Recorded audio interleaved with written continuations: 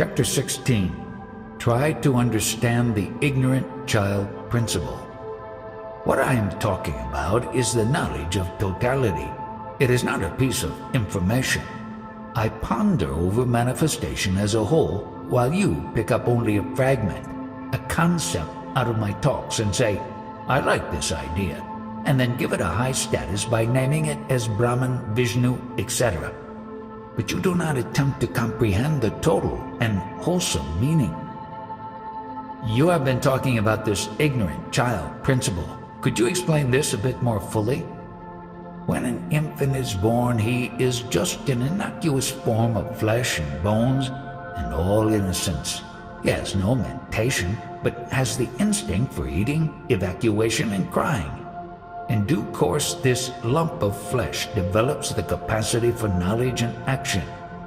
Gradually, the knowingness I am is felt by it, and this is followed by the mind. This I amness feeling before the formation of mind is the ignorant child principle, termed the Balkrishna state. It is this very principle which is the source or foundation on which the infancy develops into childhood, boyhood, teenage, and so on, undergoing physical and biological changes all the time. Eventually, manhood is attained, when all physical and mental faculties reach their peak. But what is the root of all these attainments? It is that ignorant child principle only, which developed with growth exclusively from inside to outside. During its growth to adulthood, and later it receives, records, and reacts to all the impressions through its senses and the mind. But all this happens only after it knows itself. Your erroneous concept of knowledge is that of collecting information and ideas from the outside through the 5 senses of knowledge or perception.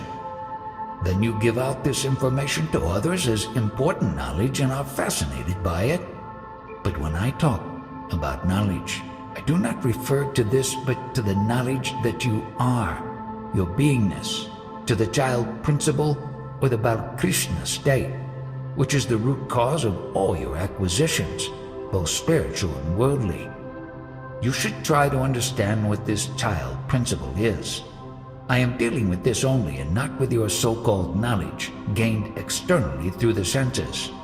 This Balkrishna principle has great potential. It is the chemical that can develop photographic memories, can retain and reproduce whatever was read or heard only once.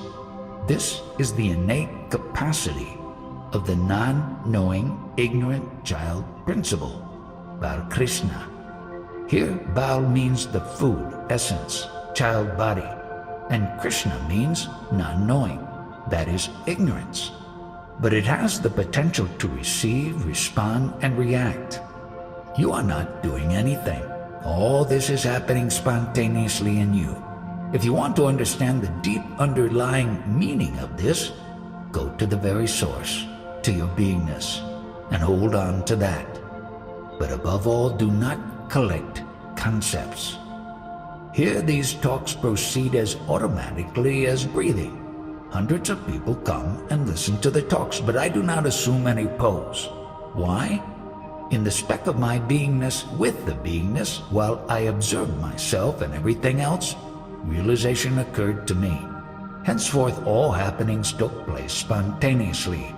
Even the talks here are spontaneous occurrences, and so I am not the speaker, nor am I in this state the child principle, Balkrishna, as I abide in the Absolute. April 4th, 1980.